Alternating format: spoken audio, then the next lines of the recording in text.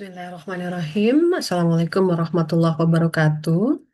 Salam kenal teman-teman peserta mata kuliah Linguistik Kognitif dan Psikolinguistik di S2 Pasca Sarjana Linguistik FIB UI.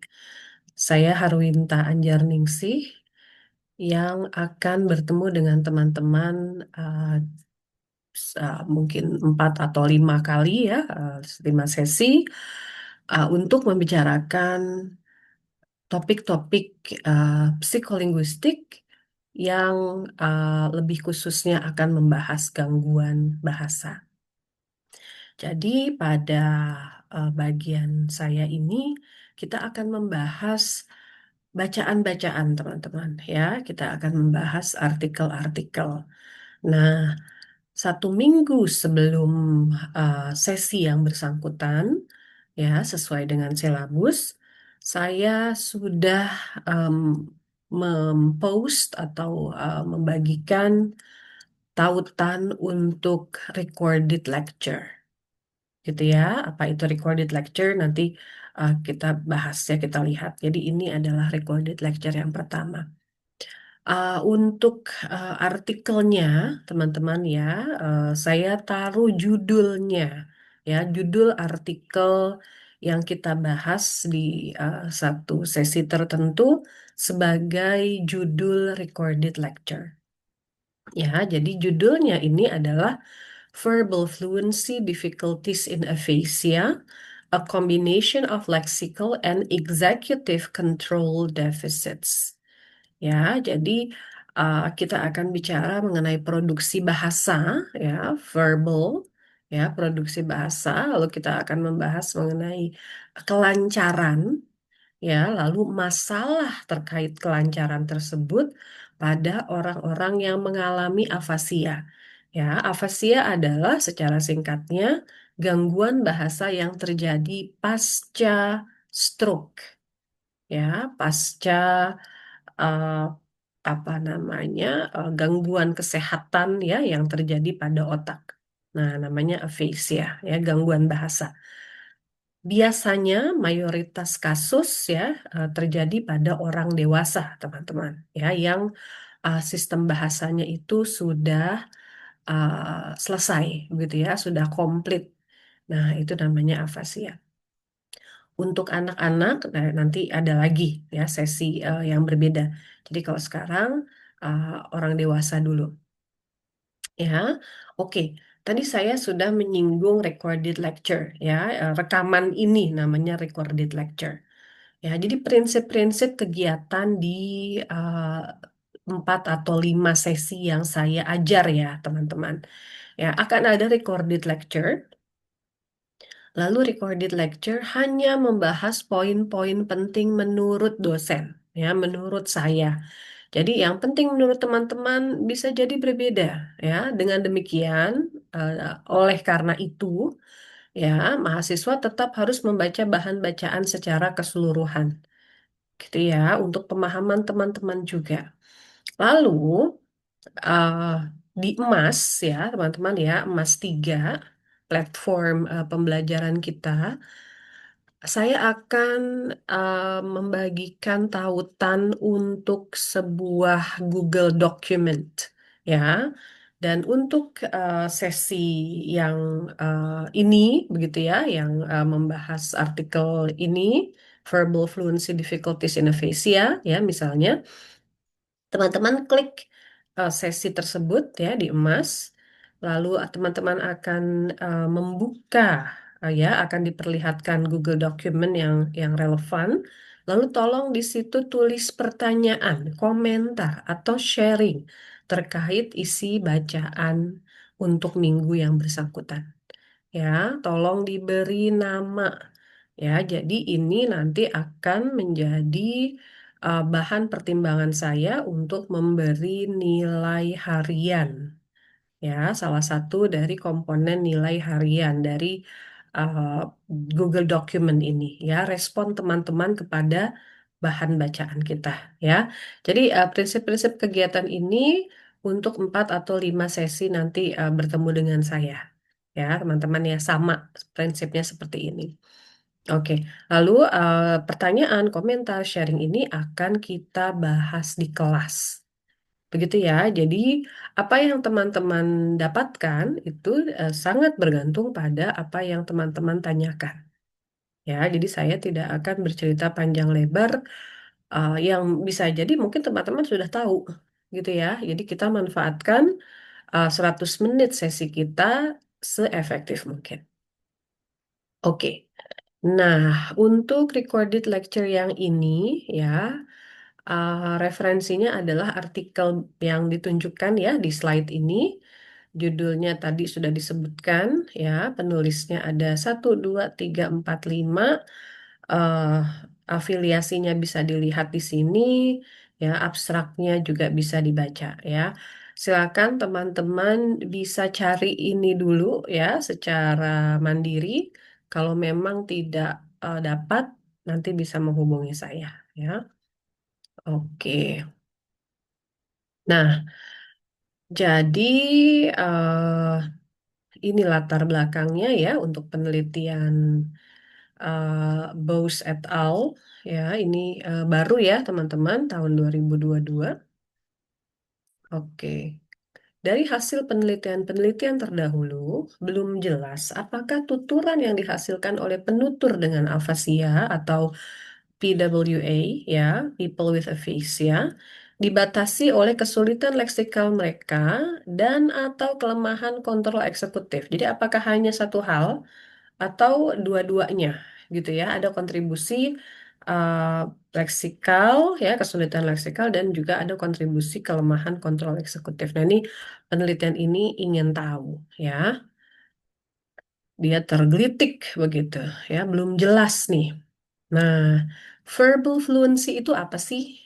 Ya, jadi verbal fluency sederhana sekali teman-teman ya. Intinya ini bicara ya, menyebutkan ya, menyebutkan sebanyak mungkin kata unik. Ya, kata uniknya apa? Ini tergantung perintahnya ya, tergantung penelitiannya, tergantung eksperimennya. Nah, tapi intinya sederhana ini ya, 60 detik tolong sebutkan ya misalnya nama-nama hewan yang Bapak Ibu ketahui misalnya. Nah, lalu peneliti akan uh, mengeset timer begitu ya, 60 detik ya. Sebutkan uh, kucing, burung, ikan, mungkin apalagi kelinci, sapi, kambing, begitu ya. Nah, itu. Ya, tapi bisa juga ini kata yang diawali huruf atau bunyi tertentu, gitu ya. Jadi ini uh, yang ini semantik atau kategori, yang ini pengelompokannya adalah atau instruksinya huruf atau bunyi, begitu ya. Nah, ini task ini ya, tugas ini banyak digunakan dalam praktik klinis dan penelitian pada berbagai populasi. Ya, jadi tidak hanya pada orang dewasa yang mengalami afasia, tapi juga orang dewasa yang mengalami gangguan-gangguan bahasa yang lain dan juga pada populasi anak-anak begitu. Ya, dan keberhasilan peserta untuk melaksanakan tugas ini bergantung pada kemampuan leksikal dan semantik ya, tentu saja kata-kata yang disebutkan kan dia harus tahu ya, dan dia harus bisa mengakses kata-kata tersebut ya. Jadi kalau hanya tahu ya tapi tidak bisa dipanggil gitu ya, tidak bisa diakses kan nggak bisa juga ya. Lalu juga kontrol eksekutif ya. Jadi misal nanti kita juga akan lihat ya di penelitian ini, tapi ini saya perkenalkan saja. Kontrol eksekutif misalnya orang harus bisa mengontrol ya, harus bisa menyadari bahwa dia tidak mengulang kata-kata yang sama. Nah, ini kontrol eksekutif ya. Jadi kalau misal ada seseorang yang mengatakan sapi misalnya 10 kali dalam 60 detik. Nah, itu kan tidak sukses berarti, tidak berhasil gitu ya. Karena yang berhasil adalah sebanyak mungkin misalnya nama hewan begitu ya. Jadi bagaimana nih orang bisa menjaga supaya dia tidak mengulang kata-kata yang sudah disebutkan. Nah, itu adalah kontrol eksekutif gitu ya. Nah, jadi ini ya, keberhasilan bergantung pada ini. verbal fluency task. Nah, proses kognitif yang terlibat ya teman-teman tadi sudah kita singgung sedikit. Jadi ada ini inisiasi pengambilan kata ya harus ada awalnya dulu. Oke, saya mau cari nama hewan gitu ya. Lalu pencarian leksikalnya kita cari ya di benak kita, di leksikon kita itu kan banyak sekali kata-kata. Ya, jadi oke, saya maunya nama hewan. Nah, itu kan pencarian leksikal. Lalu pemantauan sistematis terhadap jawaban barusan ya yang tadi kita sebutkan sebagai kontrol eksekutif. Nah, lalu proses kognitif yang terlibat adalah juga proses menghambat pengulangan kata ya dan juga mengatur kecepatan respon. Ya, jadi bagaimana kita mengatur ya tentu saja sesuai dengan apa yang kita suka ya, teman-teman ya. Menurut kita yang sesuai kecepatannya itu seperti apa ya. Jadi ini prosesnya semua terlibat. Dari sisi eksperimen ya, dari sisi persiapan begitu ya, dari sisi pelaksanaan verbal fluency task ini cepat dilakukan, ya, cepat selesai, tidak memerlukan peralatan khusus, tidak membutuhkan pelatihan rumit, ya, baik untuk uh, penelitinya, ya, maupun untuk peserta, begitu. Jadi ini memang sederhana sekali. Ibu, bapak, atau uh, siapa, Ananda, begitu ya. Kalau untuk anak-anak, mohon sebutkan sebanyak mungkin kata yang diawali oleh bunyi beh misalnya ya yang tadi fonemik ya udah seperti itu saja ya sangat sederhana sehingga ya oleh karena itu sering digunakan untuk mendeteksi gangguan bahasa dan gangguan kognitif pada berbagai kondisi neurologis ya gangguan bahasa dan kognitif pada berbagai kondisi neurologis jadi ini ada kata kunci teman-teman ya neurologis ya berkaitan dengan syaraf. Tapi pada kondisi-kondisi syaraf ini ya gangguan syaraf ini uh, bisa juga nih gitu ya kalau mungkin dari sisi kita sebagai linguis, dari sisi dokter ya, dari sisi terapis wicara kita merasa ini ada gangguan bahasa nih. Ya, ada gangguan kognitif nih, ya mungkin lupa apa begitu ya. Ini kita bisa teskan. Ya, kita laksanakan verbal fluency task ini. Ya, jadi neurologis terkait syaraf, lalu karena itu ada gangguan bahasa, nah kita cek gitu ya. Salah satu alatnya adalah dengan verbal fluency task. Ya, di dalam afasia, teman-teman, mayoritas dari tes ya yang uh, digunakan untuk mendiagnosis afasia memiliki ya atau apa namanya juga meliputi yang seperti ini sebetulnya verbal fluency task ya dan uh, sebetulnya juga kalau kita perhatikan ya misalnya Boston Aphasia Task atau tes-tes yang besar yang lain ya silakan teman-teman Google yang namanya afasia itu pasti ada yang namanya anomia ya sulit untuk menyebutkan kata-kata itu adalah salah satu karakteristik yang mendasar untuk bisa mengatakan orang ini afasia ya jadi ini sebetulnya adalah suatu tugas ya suatu task yang sudah sangat mendarah daging begitu ya di dalam dunia uh, afasia dan juga dunia-dunia terkait kondisi gangguan bahasa dan neurologis yang lain. Begitu ya, teman-teman ya. Oke. Nah, lanjut ya. Nah, mengapa penelitian ini penting? Ya, yang tadi sudah kita tunjukkan ya, halaman awalnya ya. Yang ini ya, Bose et al. Ya, kenapa penelitian ini penting? Gitu. Dikatakan oleh para peneliti ini bahwa penting begitu ya karena kita perlu memiliki pemahaman yang komprehensif tentang mekanisme dan proses yang mendasari performa verbal fluency ya. Karena ini merupakan sesuatu yang sangat penting dalam konteks afasia. Ya, jadi kalau orang terbata-bata, kenapa sih gitu ya? Kok orang ngomongnya lebih lambat? Kenapa sih gitu ya? Atau mungkin bicaranya oke, tapi kok isinya diulang-ulang? Kenapa sih? Nah, begitu ya. Jadi kita perlu pemahaman yang komprehensif tentang ini. Dan pemahaman ini akan membantu menjelaskan sifat dasar gangguan pengambilan kata, ya, pengaksesan kata yang bahasa Inggrisnya adalah word retrieval deficits pada penderita afasia. Ya, ini kan eh, sekali lagi merupakan sesuatu yang mendasar ya, teman-teman ya. Word retrieval deficits. Mereka lambat ya. Orang-orang dengan afasia itu lambat untuk bisa menyebutkan kata-kata ya yang sebetulnya mereka tahu ya dan mereka gunakan sebelum mereka stroke dan kemudian mengalami afasia. Ya, jadi ada apa sih apa sih yang terjadi? Ya, sifat dasarnya apa sih ya kenapa bisa terjadi itu? Nah, ya, jadi penelitian ini penting terkait itu. Nah, pemahaman eh, ini tadi ya dua poin yang sebelumnya penting ya dan dapat meningkatkan kualitas asesmen bahasa. Ya, tadi diagnosisnya ya seperti Boston Aphasia Test ya atau kita mau membuat yang baru atau yang kita revisi begitu ya. Dan juga meningkatkan kualitas rehabilitasi pada kondisi neurologis ya. Rehabilitasi ini maksudnya terapi ya, terapi bahasanya.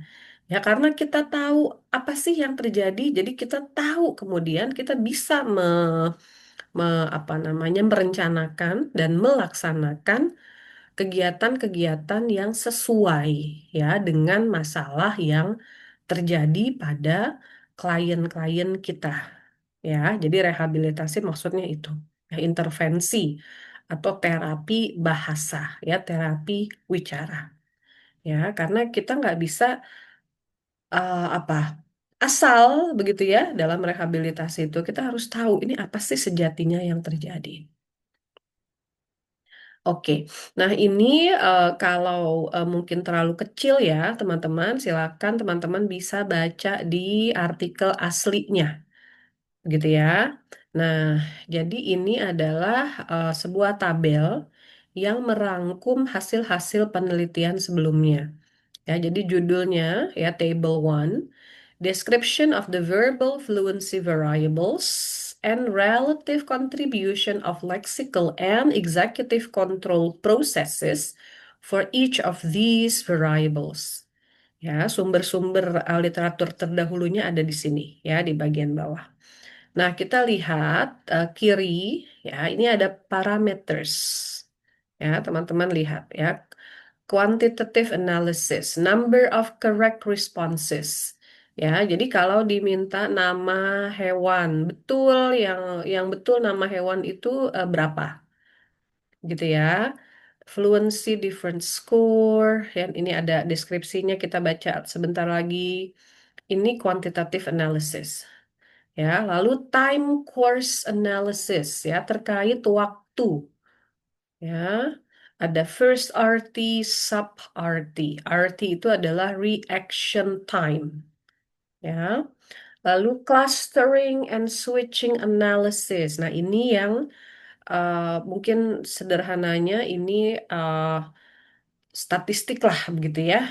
Jadi dari ya, tugas yang sangat sederhana itu teman-teman, analisisnya itu bisa uh, kita buat ya uh, apa namanya kita laksanakan yang macam-macam begitu ya dari yang hanya sederhana number of correct responses dan sampai yang statistik yang canggih begitu ya. Jadi kalau teman-teman perhatikan penelitian ini sebetulnya menurut saya tidak apa eh, mungkin pelaksanaannya begitu ya tidak canggih ya tapi mereka sangat-sangat merencanakan desainnya ya nanti ya kita lihat ya kalau ini kan baru penelitian sebelumnya. Eh, Mereka sangat-sangat merencanakan desainnya sangat-sangat merencanakan analisisnya begitu ya. Nah, jadi bisa ya seperti itu teman-teman. Ya, the actual experiment tidak tidak canggih begitu ya, tidak harus pakai direkam yang seperti apa begitu. Tapi nanti analisisnya tuh harus harus dipikirkan begitu ya, harus pakai analisis seperti apa, harus pakai alat apa nih supaya bisa ketemu sesuatu yang baru ya, sesuatu yang maknawi. Nah, ini ada parameters ya, sekali lagi sebelah kiri tiga macam ya. Lalu deskripsinya ya, parameter-parameter tersebut apa sih? Gitu ya. Silakan bisa dibaca. Ya, jadi mungkin yang menarik kalau saya di tengah ini teman-teman. Ya, first RT, duration from the beginning of the trial, ya, from the beginning of the trial to the onset of first response, ya, makanya first, ya, maksudnya first response, measures the preparation time, ya, jadi misal saya nih menjadi peserta penelitian, ya, Bu Wiwin, tolong sebutkan sebanyak mungkin nama hewan. Nah, dari N itu, ya, hewan, ya, eksperimenternya diam begitu ya selesai bicara sampai saya memulai mengatakan misalnya sapi. Nah, itu berapa milidetik. Nah, itu first RT ya. Lalu ada yang namanya sub RT ya, reaction time juga tapi beda nih. Dan ternyata kalau kita lihat prosesnya ya juga beda ya. First RT dia lexical, sub RT itu executive control processes ya. Oke, sub RT kembali. Average of time intervals from the onset of first response to the onset of each subsequent response. Ya, jadi onset misalnya saya katakan sapi, lalu selanjutnya saya katakan kambing, selanjutnya lagi nomor tiga saya katakan ikan. Nah, itu time intervalnya seperti apa? Dari sapi ke kambing, dari sapi ke ikan. Begitu ya. Nah, itu sub RT. Estimate for mean retrieval latency and represents the time point at which half of the total responses have been generated. Ya, jadi mean retrieval latency. Mean latency is not equivalent to retrieval speed. Instead, it mirrors the slope of the decline in lexical retrieval over the course of a trial. Ya, jadi akan ada gitu ya, penelitian-penelitian sebelumnya sudah menemukan akan ada decline ya. Jadi sudah menyebutkan ikan, sapi, kuda, kelinci, nah mulai itu decline ya in lexical retrieval, mulai agak lama gitu. Nah, ketahuannya tuh di sini ya, pakai sub RT. Nah, silakan ya teman-teman baca description-nya. Nah, yang juga penting, teman-teman, ini adalah yang kanan ya, lexical processes, executive control processes. Jadi, eh, parameter ini ya, ini digunakan untuk bisa kita gunakan untuk melihat apa sih, gitu ya. Kalau number of correct responses itu bisa kita gunakan untuk melihat lexical process ya, proses terkait dengan pengaksesan gitu ya, pengambilan kata-kata. Tapi juga executive control processes gitu. Karena kalau misalnya uh, apa terlalu lama gitu ya, kan habis waktunya. Jadi nanti number of correct responsesnya sedikit begitu ya. Ini. Nah, fluency difference score. Ya, jadi perbedaan antara jumlah benar pada tugas semantik dan tugas benar pada letter fluency conditions ya, yang sudah ditemukan letter fluency condition ini lebih susah daripada semantic condition gitu ya. Jadi kalau ini executive control process ya, jadi yang lebih susah dikurangi yang lebih mudah ya, sederhananya seperti itu. Ya, ini definisinya sekali lagi silakan dibaca. Ya, jadi kalau FDS ini hanya Executive Control Process. Nah, first RT ini lexical process, sub RT executive control. Ya, lalu pada klaster terakhir clustering and switching analysis, ya, kalau cluster size, ya, seberapa banyak jawaban benar pada satu subkategori. Ya, jadi ada dua subkategori nih. Ya, di subkategori pertama berapa banyak, yang kedua berapa banyak. Nah, itu cluster size. Ini lexical process. Tapi kalau number of switches, ya, ini adalah executive control. Ya, within cluster poses. Ya, jadi ketika saya mencari nama-nama hewan, saya berhenti begitu ya, saya harus jeda. Nah, ini digunakan untuk melihat lexical process. Nah, kalau between cluster poses, ya, jadi berganti cluster, ya, berganti jenis kata yang harus diingat, begitu ya, teman-teman. Ini waktunya ini, ya, mean time difference dan seterusnya, ini akan membantu kita untuk melihat executive control process. Ya, ini penelitian-penelitian sebelumnya. Ya, jadi jelas nih, ada prosesnya, ada parameternya. Ya, silakan dibaca pelan-pelan.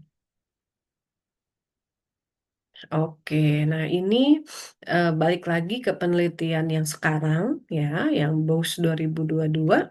Tujuannya ini, ya, eh jadi ada dua tugas nih, ya, dua jenis tugas. Lalu mau ditentukan perbedaan kinerjanya, ya. Lalu ada analisisnya nih yang akan digunakan untuk bisa menentukan perbedaan kinerja ini. Dan juga teman-teman, ya, ada dua kelompok peserta. Ya, jadi ada people with aphasia dan ada healthy controls. Gitu ya. Jadi kalau biasanya dalam penelitian-penelitian untuk eh, meneliti, ya, gangguan bahasa pada afasia, ya, apa yang terjadi, ya, misalnya di sini produksi bahasa begitu ya, bertutur, ya, bicara begitu, itu mayoritas pakai kontrol grup. Ya, jadi kontrol grup itu adalah orang-orang yang tidak mengalami afasia dan tidak mengalami gangguan neurologis yang lain yang disetarakan, begitu ya, usianya, pendidikannya dan sebagainya dengan karakteristik PWA ini, ya, orang-orang dengan afasia. Oke ya, kita ingat ya teman-teman ya, untuk menentukan perbedaan kinerja verbal fluency pada tugas semantik dan tugas huruf. Ya, ada perbedaan itu yang ingin dicari. Oke, prediksinya teman-teman. Ya, jika gangguan pada PWA terutama berada pada komponen leksikal dari tugas tersebut, maka akan terlihat perbedaan antar kelompok, khususnya pada variabel yang merefleksikan komponen leksikal, ya, yang tadi di tabel itu ya, ya, akan ada perbedaan di situ antar kelompok, ya, kita perhatikan antar kelompok antara kelompok PWA dan kelompok HC, begitu ya. Jadi analisisnya analisis kelompok, ya, grup, ya, grup analisis. Oke, prediksi kedua. Jika gangguan berada pada komponen kontrol eksekutif, maka akan terlihat perbedaan yang menonjol pada variabel yang merefleksikan komponen kontrol eksekutif, ya, yang tadi ya, parameter itu tadi. Oke, pada tingkat kelompok, ya, prediksi yang ketiga, PWA akan menunjukkan perbedaan pada berbagai variabel yang mencerminkan baik komponen leksikal maupun kontrol eksekutif dari tugas tersebut. Ya, oke. Ya, ini Sebentar, maaf. Kita cek lagi ya. Oh, ini tujuan yang ini ya, maaf. Tujuan yang ini, tujuan yang pertama, prediksinya ini. Begitu ya. Sekarang tujuan yang kedua, ada prediksinya juga. Ya, nah kita baca dulu tujuan yang kedua. Untuk menentukan hubungan antara kinerja verbal fluency dan kemampuan kontrol eksekutif pada OPWA dan kelompok kontrol sehat atau HC. Ya, jadi ini prediksinya sekarang. Ya, kontrol eksekutif ya, yang terutama itu adalah kontrol inhibisi. Ya, inhibisi itu adalah kita bisa menekan eh, tuturan-tuturan yang tidak relevan, teman-teman. Ya, jadi kalau dikatakan sebutkan nama hewan, berarti kita bisa menekan kata-kata yang bukan hewan. Ya, jadi kita tidak mengatakan misalnya rumah, karena rumah itu bukan hewan, gitu ya. Jadi itu termasuk kontrol eksekutif. Lalu peralihan set mental itu adalah kita bisa berpindah gitu ya. Oh, nih udah nih yang hewan udah nih selesai. Sekarang yang huruf awalnya misalnya S ya, yang tidak dijawab berdasarkan apakah dia hewan atau benda gitu kan ya, berdasarkan huruf awalnya. Nah, kontrol eksekutif ya diperkirakan berkorelasi signifikan dengan verbal fluency. Ya, jadi ada korelasi nanti secara statistik prediksinya begitu. Kekuatan korelasi tersebut diperkirakan lebih kuat pada PWA dibandingkan pada kelompok HC. Ya, jadi semakin eh, misalnya semakin bermasalah kontrol eksekutifnya, ya, semakin apa? Semakin sulit begitu ya, atau semakin buruk fluensinya begitu. Karena kalau yang HC kan eh, prediksinya ya nggak masalah gitu ya, karena mereka tidak mengalami afasia. Nah, jadi eh, akan ada eh, apa namanya indeksnya begitu ya, indeks statistiknya akan lebih besar yang untuk yang akan menunjukkan kekuatan korelasi yang lebih besar begitu ya secara statistik. Lalu prediksi selanjutnya, karena letter fluency menuntut kontrol eksekutif lebih besar, korelasinya dengan kontrol eksekutif diperkirakan lebih kuat daripada pada semantik ya, semantic fluency.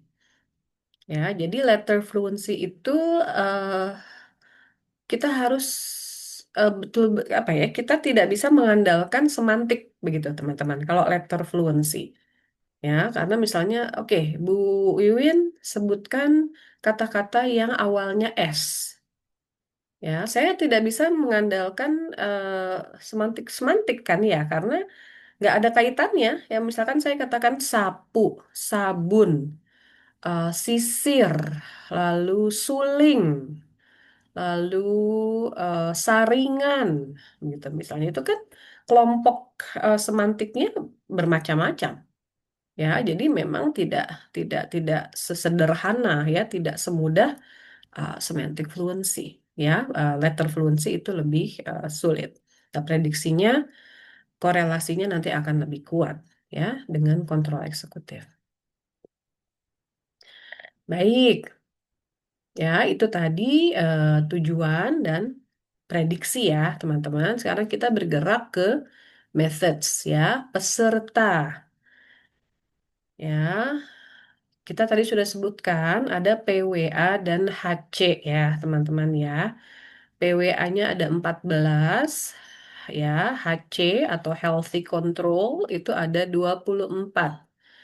Usianya disetarakan ya, sama gitu ya, beda-beda tipis. Latar belakang pendidikannya juga sama atau beda-beda tipis.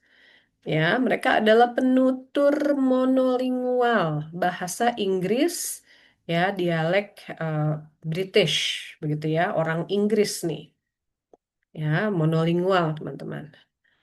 Bertangan dominan kanan, ya. Untuk yang healthy control tentu saja tangan dominannya masih eh, dipakai begitu ya. Tapi untuk yang afasia, karena mereka eh, stroke-nya itu di kiri, ya, tangan dominan kanannya itu pasti mengalami kendala begitu ya. Tapi pra stroke tangan dominannya adalah kanan. Ini disamakan semua. Ya, berpendidikan sekurangnya 10 tahun. Ya, jadi kalau kita hitung mungkin kurang lebih seperti di Indonesia, ya, ini adalah sampai SMA. Ya, tapi ada yang tidak sampai lulus. Ya, hanya sampai kelas 10 ya, kelas 1 SMA sekurangnya ya. Tentu saja ada yang lebih tinggi ya, kita bisa cek lagi di artikel lengkapnya. Oke, untuk orang-orang atau penutur dengan afasia ada kriteria inklusinya teman-teman. Ya, dicek dulu nih memenuhi atau tidak gitu ya. Kalau tidak memenuhi, mereka tidak ikut di penelitian ini. Nah, untuk uh, penelitian-penelitian gangguan bahasa ini sangat penting ya, yang namanya kriteria inklusi, ya, yang namanya diagnosis, ya, supaya uh, peserta itu tidak terlalu heterogen, begitu ya. Nah, kalau heterogen nanti hasilnya macam-macam, repot ya. Maksudnya apa nih? Kesimpulannya apa nih? Kita bingung sendiri ya. Kriteria inklusif. Mengalami satu stroke pada hemisfer kiri ya, yang teman-teman bisa baca literatur yang lain ya, tapi sederhananya hemisfer yang dominan untuk bahasa itu adalah hemisfer kiri ya, otak kiri. Nah, jadi kalau hemisfer kiri masalah bahasa. Berdasarkan pemeriksaan neuroradiologis dan atau neurologis ya, ada tes-tes medisnya begitu ya.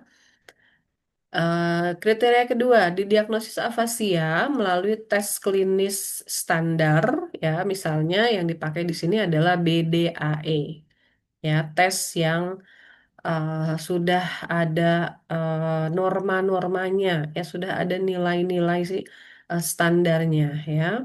Jadi kalau satu orang dibandingkan dengan orang lain yang tesnya sama, ini kita bisa lakukan ya. Berada minimal 12 bulan pasca stroke ya, ini adalah time post onset ya teman-teman, 12 bulan.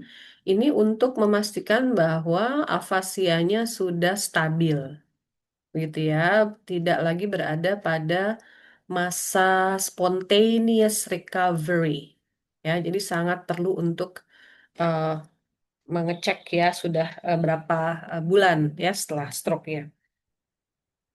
Lalu tidak memiliki riwayat penyakit neurologis lain, gangguan psikiatri atau penyalahgunaan obat. Ya, untuk memastikan bahwa otaknya begitu ya, syarafnya itu hanya terganggu karena stroke ya, hanya karena afasianya, bukan karena misalnya adiksi begitu ya, penyalahgunaan zat. Tidak mengalami gangguan lapang pandang ya, visual field atau defisit persepsi sensorik ya, tidak tidak baik ya melihatnya, tidak jelas melihatnya atau tidak baik inderanya begitu ya, defisit persepsi sensorik. Tidak memiliki gangguan kognitif signifikan lainnya, ya, misalnya gangguan ingatan, begitu ya, Alzheimer itu tidak, ya, cek dulu. Oke, kalau ada Alzheimer nggak bisa, misalnya, ya. Lalu eh, ini di apa di institusi penulis ya, mereka punya komite etik dan seluruh prosedur ini sudah disetujui oleh komisi etik penelitian tersebut. Oke, nah ini detailnya ya yang afasia ya teman-teman. Jadi tadi BDAE sudah disebutkan. Lalu pesertanya ini.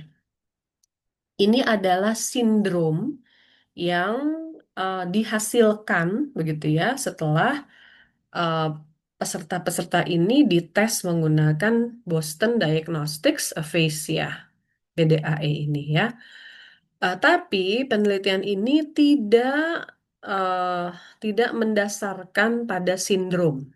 Ya, kalau teman-teman baca tentang afasia, ada yang harus semuanya afasianya Broca. Misalnya harus semua afasianya anomik, begitu ya, misalnya. Bisa saja, tapi penelitian Bose et al. Ini tidak begitu, ya, tidak mendasarkan pada satu sindrom saja.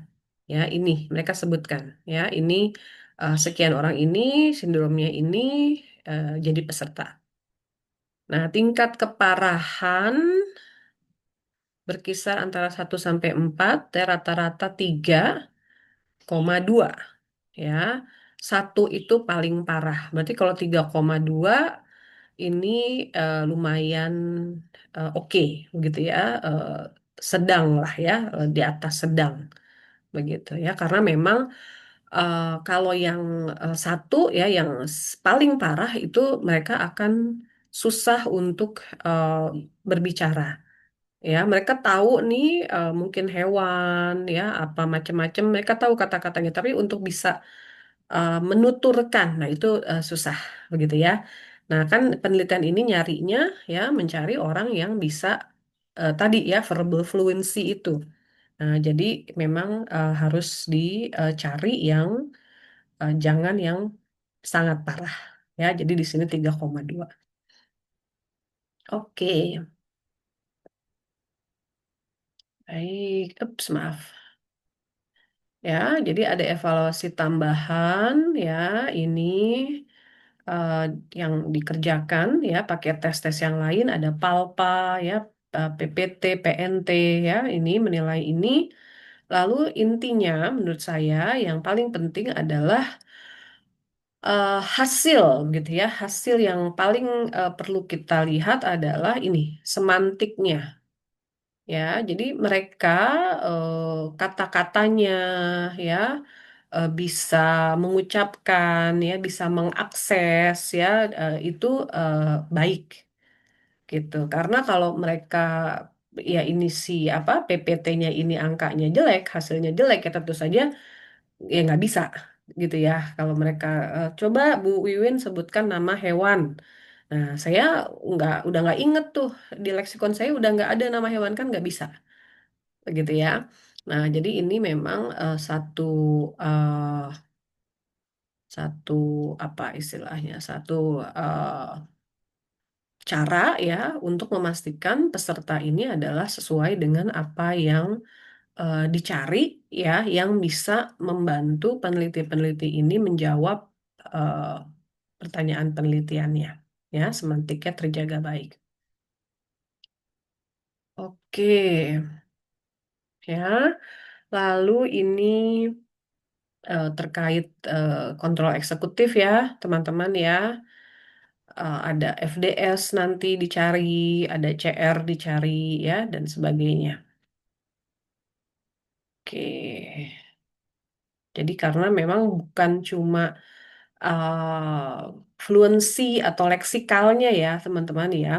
Kan ini juga mau mencari kontrol eksekutif ya, bagaimana kaitannya dengan verbal fluency. Ya, jadi kontrol eksekutifnya juga dilihat oleh mereka ya. Ada tugas untuk menentukan ya kemampuan kontrol eksekutifnya ini seperti apa pada PWA terutama ya. Nah, ini ya jadi eh, tugas kontrol eksekutif ada di yang paling bawah di sini.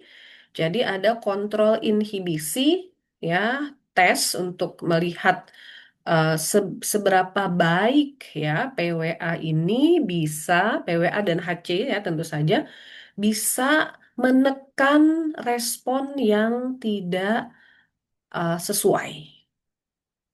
Ya, peralihan set tugas lalu memori kerja auditori. Ya, digit span mundur ya untuk bisa melihat ingatannya seberapa baiknya. Begitu ya. Nah, tes Stroop ya, Stroop test, teman-teman silakan bisa cek, tapi kurang lebihnya seperti ini. Jadi ada kata-kata begitu ya, yang dicetak dengan warna-warna tertentu. Ya, jadi tulisan ya, tulisan, tapi hurufnya itu ada warnanya. Nah, tugasnya adalah, nah saya lupa deh, ini juga nanti boleh teman-teman pastikan lagi. Tugasnya apakah membaca tulisannya atau menyebutkan warna misalnya. Nah, biasanya ini kita akan tergoda nih, gitu ya. Kita misalnya jangan jangan dibaca ya, sebutkan warnanya. Nah, tapi kan orang sudah biasa kalau melihat kata-kata dia dia baca begitu ya. Tapi ya ini kontrol inhibisi. Kita harus mengingatkan diri sendiri, oh jangan dibaca, sebutkan warnanya. Ya, berarti misalnya saya eh, ada misalnya ini eksekutif gitu. Ya, saya harus jangan baca nih, jangan eksekutif, tapi saya sebutkan biru, biru karena warnanya di sini biru, gitu ya. Nah, itu kontrol eksekutifnya tuh di situ, kontrol inhibisinya di situ. Kita harus ingat tugas kita apa. Yang tidak relevan jangan disebutkan. Nah, itu. Ya, nanti ini kemudian akan eh, dianalisis ya, dilihat kaitannya dengan tadi ya, verbal fluency. Oke, prosedurnya ya teman-teman untuk verbal fluency ada dua kondisi ya, nama hewan, lalu itu semantik, lalu kata yang diawali huruf F, A, dan S untuk kondisi huruf.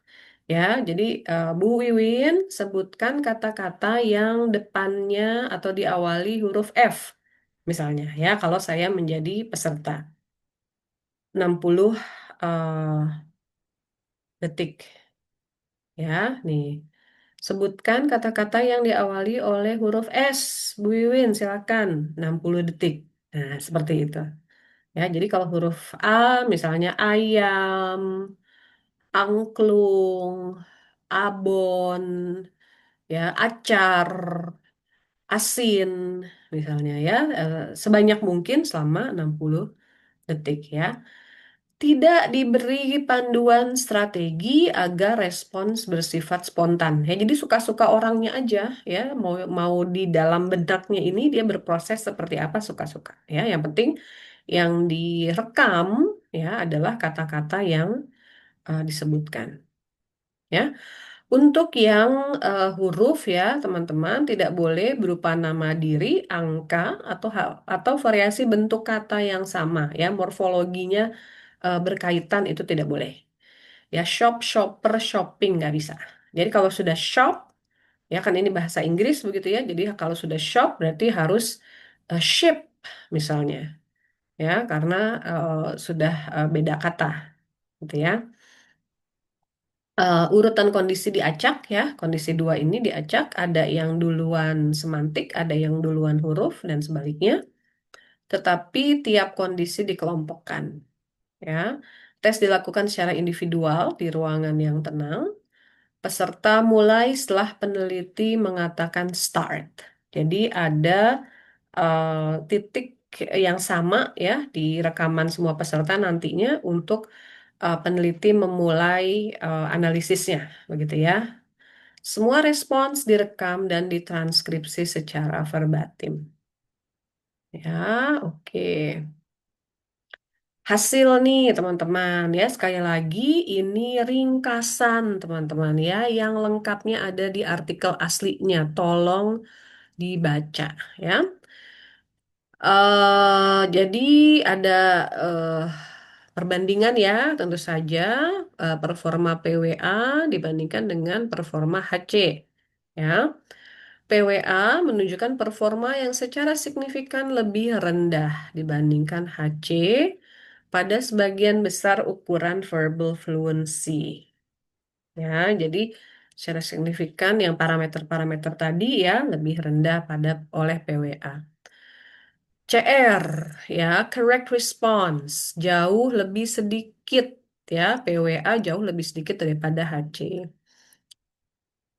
Kedua kelompok menghasilkan lebih sedikit kata, ya, lebih sedikit jawaban pada tugas huruf dibandingkan tugas semantik, ya, karena tadi kita sudah sebutkan yang tugas huruf itu memang lebih sulit, ya. Skor perbedaan fluensi atau FDS PWA lebih tinggi, menandakan kesulitan pada tugas huruf. Ya, memang lebih susah ya. Yang HC juga susah sebetulnya, tapi FDS-nya itu lebih eh, besar begitu ya di grup PWA. Ya, karena memang ada sesuatu dengan kontrol eksekutif mereka ya. Nanti di belakang kesimpulannya seperti itu. Oke, hasil lanjut. PWA membutuhkan waktu lebih lama untuk menghasilkan respon pertama. Ya, mikirnya begitu teman-teman ya, persiapannya untuk bisa mengakses misalnya kelompok semantik hewan. Begitu ya, misalnya itu mereka lebih lama. Laju penurunan respon selanjutnya relatif sama antara PWA dan HC. Ya. Jadi PWA lebih lambat ya sebagai kelompok, lebih lambat mengakses kosakata awal. Ya. Lalu PWA menghasilkan kata dalam waktu yang lebih singkat dibanding HC. Ya, jadi baru sebentar begitu ya, lebih singkat, lebih sebentar dibanding HC yang PWA ini sudah selesai. Begitu. Ya, juga kemudian ada kendala antar klaster, ya, antar dua tugas tersebut. Oke, nah ini jeda nih teman-teman ya, pause. Jeda dalam klaster, jeda antar klaster, ya, yang PWA nih lebih lama, ya, lebih lama diamnya. Nah, tapi ukuran klasternya relatif sama, ya, jumlah kata-kata dalam satu klaster tuh relatif sama. Jadi, ini menunjukkan PWA mampu mengelompokkan kata, tetapi kesulitan berpindah antar kategori. Ya, jadi jeda ini nih. Ya, dari tugas yang semantik ke tugas yang huruf. Itu ya switch-nya. Ya, itu susah ya, ada kesulitan. Nah, dari sini hasil menunjukkan bahwa kesulitan utama PWA terletak pada kontrol eksekutif, bukan struktur leksikal.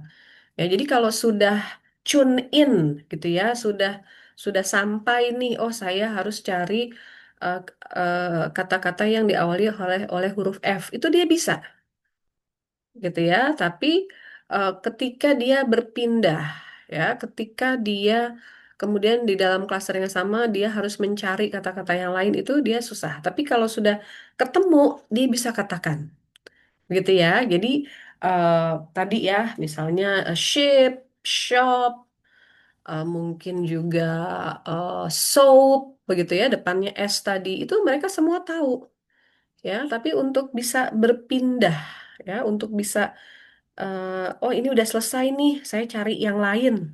Nah, itu mereka berat di situ, ya. Oke, jadi ini juga menunjukkan bahwa pada kita yang tidak mengalami afasia, teman-teman, ini adalah sebuah effort sebetulnya, ya. Ini adalah sebuah uh, kegiatan, ya, yang membutuhkan energi, gitu ya. Jadi bisa saja kita ngerasa capek ya habis presentasi begitu misalnya. Karena kita harus memanggil banyak kata-kata. Ya, jadi ini memang effort, tapi pada orang yang afasia karena memang mereka stroke dan sebagainya, ya, otaknya tidak sehat begitu ya. Ini akan menjadi lebih berat ya karena hardware-nya, ya, mesinnya ini sudah terkendala. Begitu ya. Jadi effortnya akan lebih berat, lalu hasilnya juga belum tentu uh, sebaik ya pada orang-orang yang HC ya seperti kita ya yang tidak mengalami stroke. Ya, jadi tugas huruf lebih menantang pada bagi PWA dibanding tugas semantik, betul. Lebih banyak PWA mengalami penurunan performa pada tugas huruf. Nah, ini memori kerja nih sekarang. Ya, memori kerja yang lebih baik berkaitan dengan jumlah respon yang lebih banyak, teman-teman. Ya, jadi kalau tadi eh, mengingat eh, kata atau angka, tapi dibalik begitu ya, sebutkan dari 10, 9, 8, 7, 6, dan seterusnya. Ini yang lebih banyak ya, mengingat kata-kata yang diminta itu ya, memorinya lebih tinggi, memorinya lebih baik, jumlah responnya lebih banyak. Ya, kontrol inhibisi yang lebih baik memengaruhi strategi pencarian kata. Ya, jadi kalau eh apa tadi misalnya harusnya hewan ya, tapi dia mengatakan rumah gitu, house misalnya. Nah, itu ada kontrol inhibisi yang tidak baik sehingga nanti eh, hasilnya juga ya, kata-kata yang ditemukan juga tidak tidak baik begitu. Lalu ada juga yang disebut sebagai fleksibilitas kognitif ya, teman-teman ya, yang sebetulnya di awal harusnya saya sebutkan nih, tapi mungkin terlewat ya. Ini juga salah satu eh, apa komponen begitu ya, yang eh, termasuk dalam kontrol eksekutif ya, yang dinilai, yang lalu kemudian dikaitkan dengan eh, parameter-parameter verbal fluency. Ya, lalu kesimpulannya ini ya, hasilnya ini. Fleksibilitas kognitif berperan dalam kemampuan berpindah antar kategori. Ya, kalau orang lebih fleksibel secara kognitif, dia akan lebih baik ya ketika dia berpindah antar kategori dalam tugas verbal fluency. Begitu ya. Jadi tadi ada memori, kontrol inhibisi, lalu fleksibilitas kognitif. Ya, jadi fleksibilitas kognitif itu mungkin sederhananya adalah orang bisa berganti begitu ya teman-teman ya, tidak persevere, tidak ngotot harus di situ terus ya, dia bisa eh, apa seperti ada on off begitu ya. Oh, tadi on yang eh, semantik, sekarang saya on yang diawali oleh huruf tertentu. Nah, kalau tidak fleksibel, dia akan terus misalnya yang semantik, yang nama hewan, walaupun perintahnya sudah berganti. Nah, itu ternyata juga berpengaruh kepada eh, performa, begitu ya, fluency ini, verbal fluency. Baik, kita sudah eh, ada di bagian akhir ya dari recorded lecture, teman-teman. Terima kasih. Kesimpulan, ya. Jadi tadi kan dan atau gitu ya teman-teman ya. Jadi ini dan ya, kesimpulan penelitian ini adalah dan. Kesulitan PWA terletak pada proses pengambilan kata dan kontrol eksekutif, bukan pada kerusakan struktur leksikal. Ya, jadi kata-katanya tuh ada ya, ada masih utuh begitu ya, tapi untuk bisa memanggilnya itu terkendala begitu ya. Kontrol eksekutif pada PWA terganggu dan bersifat heterogen. Ya, jadi ada analisis individual ya, yang misalnya ada yang di halaman berapa ya, mungkin teman-teman bisa bantu cek, itu dikatakan terkait uh, memori begitu ya. Kalau memorinya baik ya, yang peserta yang mana begitu ya, kodenya ada di situ, bisa dicek. Memorinya baik peserta yang 1, 2, 3 ya, eh, ternyata verbal fluency-nya baik begitu ya. Tapi heterogen nih, ternyata ada peserta yang lain yang eh, memorinya ternyata tidak eh, baik begitu ya, atau kurang baik. Nah, itu lihat orang per orang, maksudnya begitu ya, bersifat eksekutif itu lihat orang per orang.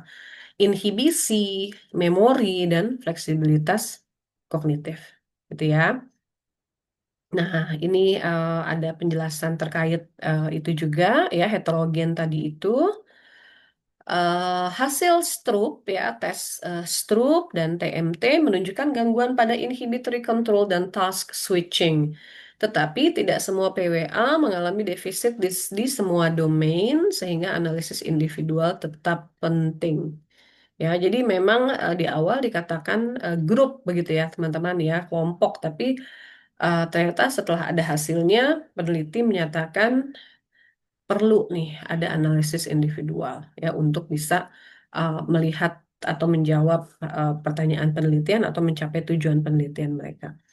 Ya, sekali lagi memori kerja ya working memory berperan penting dalam verbal fluency. Ya, PWA dengan memory span lebih besar menghasilkan lebih banyak respons benar dan klaster yang lebih besar. Ya, jadi jumlah nama hewannya misalnya ya teman-teman ya, jumlah nama hewannya itu lebih banyak. Itu maksudnya klaster yang lebih besar. Terutama pada letter fluency yang menuntut kontrol kognitif yang lebih tinggi. Ya. Kesulitan verbal fluency pada afasia mencerminkan kombinasi gangguan akses leksikal dan kontrol eksekutif. Dengan demikian, intervensi klinis ya ini tadi ya kualitas intervensi ya kualitas rehabilitasi kita ingat.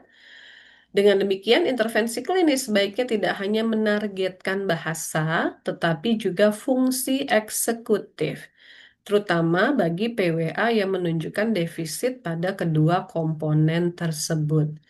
Ya, jadi apakah mungkin ada pelatihan ala-ala tes Stroop misalnya, ya, untuk memperbaiki eh, kemampuan inhibisi, ya, kemampuan untuk menekan respon yang tidak relevan, misalnya, tidak hanya kata-katanya saja, ya, misalnya, ya, ini saran ya, saran dari peneliti berdasarkan hasil penelitian ini. Oke ya, jadi ini kita sudah sampai di bagian akhir ya, teman-teman. Ya, mudah-mudahan recorded lecture ini memperkenalkan teman-teman ya, eh, bisa memperkenalkan kepada kajian gangguan bahasa ya, atau juga disebut linguistik klinis ya. Dan silakan ya, satu tentu saja baca artikelnya. Ya, jangan hanya mengandalkan recorded lecture ya. Simak recorded lecture tentu saja. Kalau mungkin ada statement saya yang salah, silakan bisa dikoreksi ya, karena itu menunjukkan teman-teman betul menyimak dan betul membaca, begitu ya. Lalu tulis pertanyaan di Gdocs yang ada di emas ya. Pertanyaan, komentar, respon silakan. Tulis nama ya, jangan lupa. Lalu berdasarkan pertanyaan tersebut kita akan melaksanakan diskusi di kelas. Baik, terima kasih teman-teman. Ini adalah akhir dari recorded lecture untuk artikel yang pertama. Ya, saya eh, sangat-sangat berterima kasih sekali lagi dan kita akan bertemu di kelas. Alhamdulillahirabbil alamin. Wassalamualaikum warahmatullahi wabarakatuh.